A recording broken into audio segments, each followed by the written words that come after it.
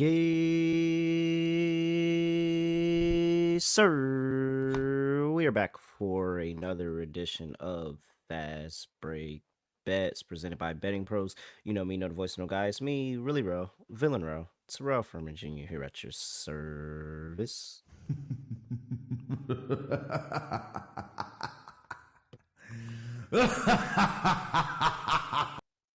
Okay, I am so tired of getting freaking hooked, man.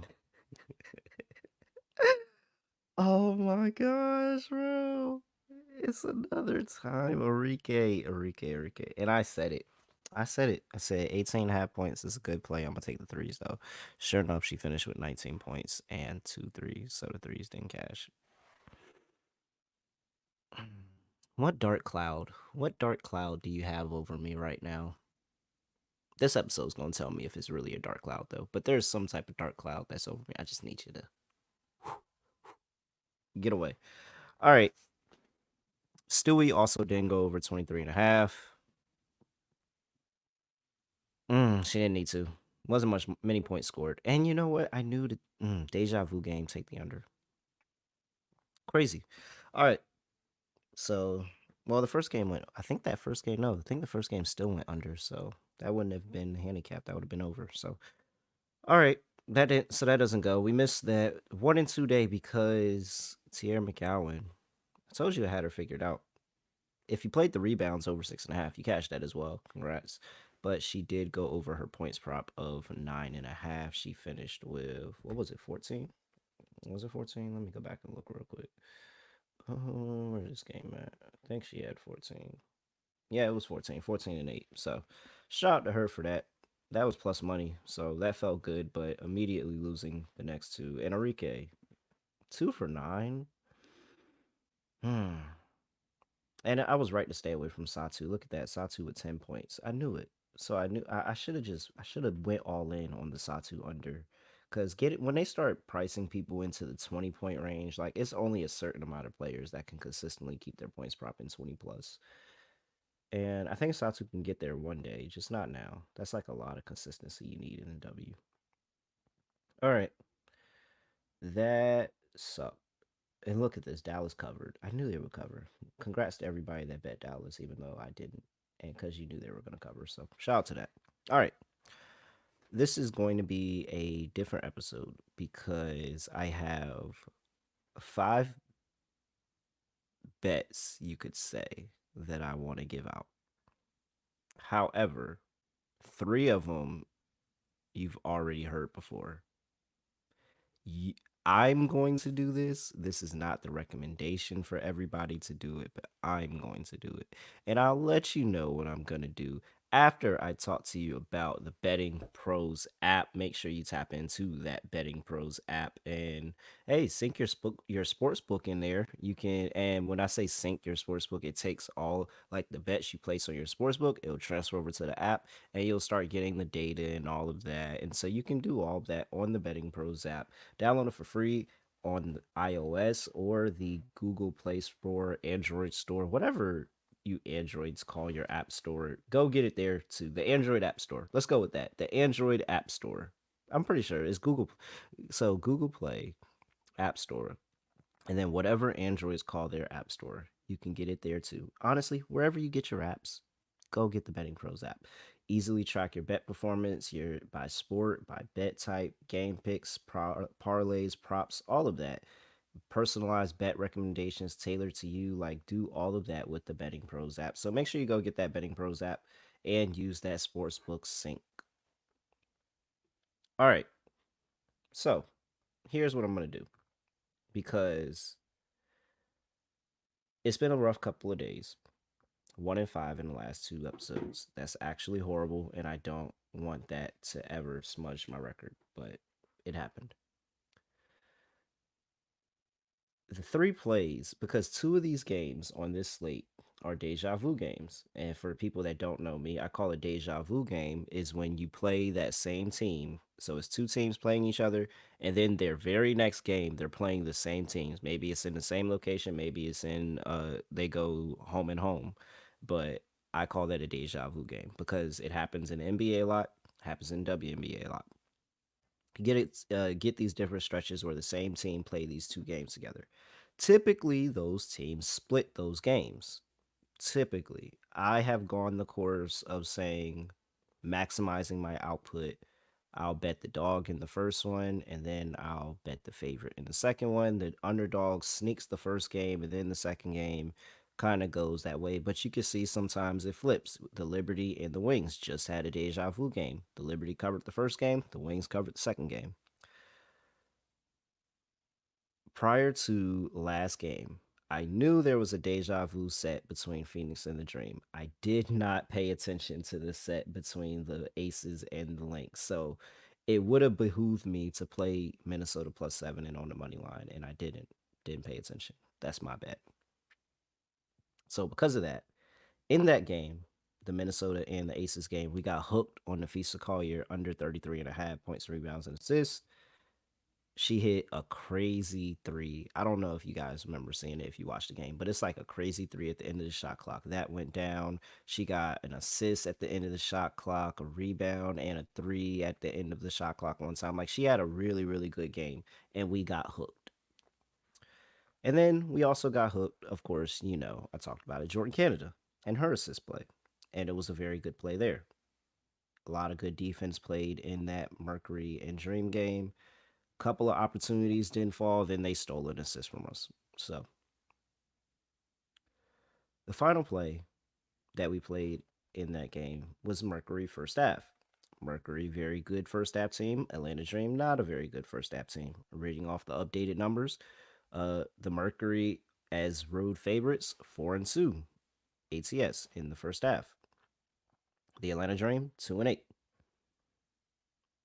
The Mercury came out and had a 6 point quarter. They couldn't hit a thing from three. I mean, they couldn't get a single three to fall at all the entire game. This is who this Phoenix team is. They live or die by the three. So, if I expect natural regression, and I think that we just got so unlucky in that episode, why would I not run these three bets back?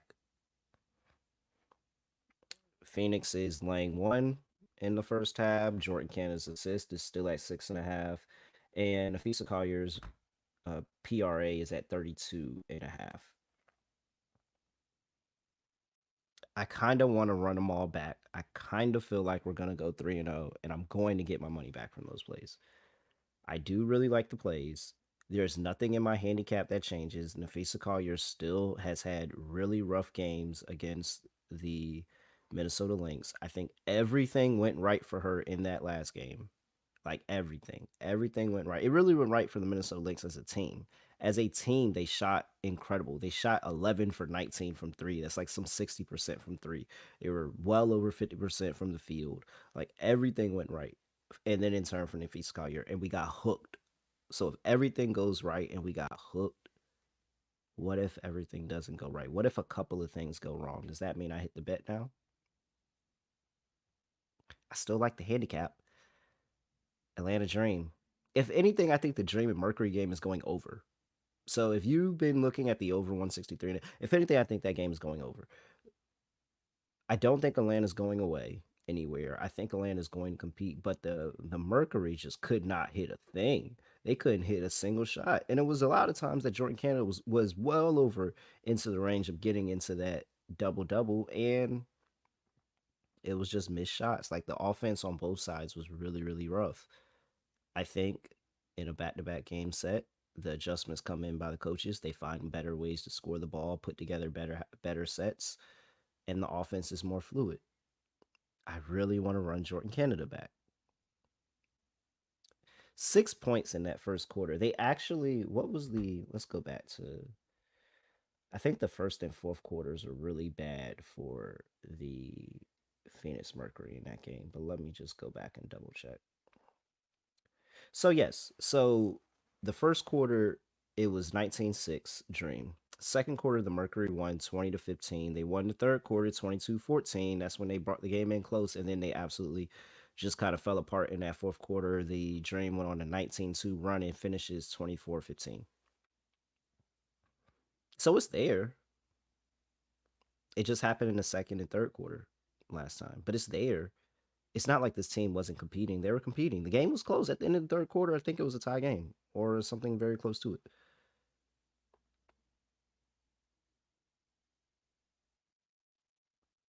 Good up. All right, so I'm running. So I'm doing it. I'm running the three plays back from Wednesday show. From Wednesday show, I'm running the three plays back. I'm running back Mercury first half. I'm running back Jordan Canada over 6.5 assists, and I'm running back Nafis Collier under. This time is 32.5 on her PRA. That kind of why is it 32.5 now? We was got 33. That's for sure hitting. I feel really good about Nafis Collier. That's hitting this time. However, I don't want to leave you out there and not give you more plays. So here's two more plays that I like. Play number one, we're going to the Connecticut Sun and the Chicago Sky game. So Connecticut Sun, I can't even talk. Connecticut Sun and Chicago Sky in Connecticut. Mohegan Sun this time around. They're not playing in TD Garden. This is in Mohegan Sun. Laying 10, 155.5 is total. I am looking back at the total. We have hit Connecticut in that first half under now 2 games in a row here. Can we make it a third? Are we getting greedy with a third? I don't think so because Chicago is very bad defensively. Um, it's to the point. Well, not defensively. I'm sorry, offensively. They're very bad offensively. Candy Carter is really the only form of that offense, and she was fighting an illness. And so I think she'll probably play a little bit better, but she struggled in these games against Connecticut. I think Connecticut's held her to 10 and 11 points in both of those 2 games that they played earlier this season. And so the offense really, really hasn't been there. Connecticut is still a really good defensive team. And then on the Connecticut side of the ball, Connecticut, in their last 2 games, Connecticut has scored 70 and 69 points. 69 was against the Los Angeles Sparks, by the way. 70 and 69 points. So Marina Mabry coming over to this team was supposed to turn them into a better scoring team. And in game one, it looked like it. Marina Mabry had 17 points. They scored 109 on Dallas. But then after that, they play Atlanta, play the Sparks, and they can't get over 70. Like, I just have issues trusting this team. And so we hit that first half under in the Dream game. We hit the first half under in the Sparks game. I want to run it back again here, feeding you the numbers on that. And we have for the Connecticut Sun, the first half under is 3-9 this season as a home favorite. For the Chicago Sky as a road dog, they are 3-6 to that number. So we're getting positive looks on the under. Overall, Chicago Sky 10-17 over under in the first half. The Connecticut Sun are 8-19. So the line's sitting at 78. I still think that's a little bit much. I think both of these two teams, I just have severe questions about offensively. And even if the Connecticut Sun get it going offensively, they play well enough defense that they really might just limit the Chicago Sky here and they just don't add anything to the total at all. So I'm going to play that again one more time. It's hit and hit, and it's really been the saving grace of these past few episodes. So I'm going to play it again. The Chicago Sky and Connecticut Sun under 17, not 178, I'm sorry, under 78 in the first half. That's play number one. Play number two. I'm just going to trust the MVP, man. The Aces and the Lynx are playing again. The Aces opened up as a dog. They've now moved to a favorite, probably been bet up that way. If the Aces win this game, if it goes the Deja Vu route where the dog wins the first one, the favorite wins the second one, and Aces win, it's going to be on the back of Asia Wilson. And here's the issue of what happened in that last game. She finished with 15 points, I believe it was. Let me make sure I'm not a liar here for somebody to be like, oh, you're lying. She didn't finish with 15. She finished with 14 or whatever it was. It was 15. So 15, she shot two free throws for the game. 2 free throws. It wasn't like she shot a bad percentage to get those 15 points. She was 7 for 14. She shot 2 free throws. I mean that I just think that regression already has to go ahead and change. Like she gets to the free throw line so easily. Like there she should be, and let's look at the number of free throws that she's taken in games. So she had that 1 for 2, 10 for 11 the game before that, 7 for 8, 4 for, well, that's the All-Star game. Sorry, don't look at that 4 for 4. But 9 for 10. Then here goes a couple of 4 for 4s, 10 for 10 from free throw line, 3 for 4, 9 for 9. Like she's been pretty consistent in getting to the free throw line. Definitely way more than just 2 times. And so sometimes that she has those games she don't get to the line, yeah, but she typically bounces back and gets to the line the next game, or and look at it. Like you had a couple 4 for 4s there, but 9 for 10, she had 3 for 4 from the line, 10 for 10 from the line the next game. She had a game where she didn't even get to the line against the Washington Mystics. Next game, she goes 9 for 9 at the line against the Sparks. So like she constantly is able to get to the free throw line in games, and it's not too many times that she doesn't. I'm going to fade that happening in this game. The fact that they're gonna call the fouls and she's gonna get back to the free throw line. She's getting fouled a lot when she goes inside the paint. And that's really the thing that kind of slows her down, is that maybe she might not, she just doesn't get the call sometimes, but she still shot the ball well. She looked really good. I think the Minnesota Lynx did a good job of forcing the ball out of her hands. Now I think in the second game, here comes the adjustment of saying we're not going to let them force the ball out of her hands. We're going to let her get to her spot. We're going to let her be able to score or get to the line. Again, reading down Asia Wilson's numbers against the, where is it? Where, there we go. I'm sorry. Against the Minnesota Lynx here, and against the Minnesota Lynx in the last 4 games, including this 15-point game that she just had, she's had 28, 29, 35. So the 15 game was an anomaly. 3 games before that, 28, 29, 35. She's been the hottest player all year. Look at, and again, this is where I talk about the stock market and how betting is like the stock market. This is the bottom. This is where you buy in. This is as low as it goes. She's at 25.5 right now on the points prop. This is as low as it goes. Look at where she's been past 3 games. She's been over this line. Well, past 5 games. Past 5 games, she's been over this line in 3 of the past 5 games. 6 of the last 10. 70% of 20 of the last 20 games she's played in. And she's been over this. She's been over 25.5 in 70% of the games that she's played this season. 70%.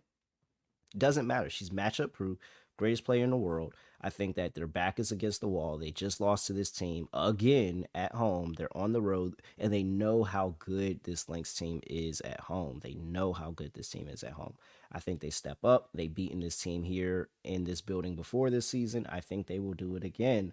But I will take Asia Wilson to put the team on her back and force them into a win. So over 25.5, minus 115 for Asia Wilson, over 25.5 points.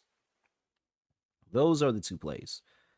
Those are the two plays I'm going with, in addition to the 3 that I'm running back. So I am running back the Phoenix Mercury first half. I am running back Jordan Canada over 6.5 assists. I am running back Nafisa Collier under 32.5 points, rebounds, and assists. However, I will also add the Connecticut Sun and Chicago Sky first half under 78. And I will also add Asia Wilson go over 25.5 points. I actually think I might ladder her to 30. What's her 30 price at? Because if she gets to the free throw line, if she stays aggressive, she doesn't allow them to force the ball out of her hands, she gets to, and she's able to get fouled, she can get to 30. Let me look at and just get a price on 30. I think I might actually play that. She plays, even though how good this Lynx team is, she plays them well. Let's see. All right.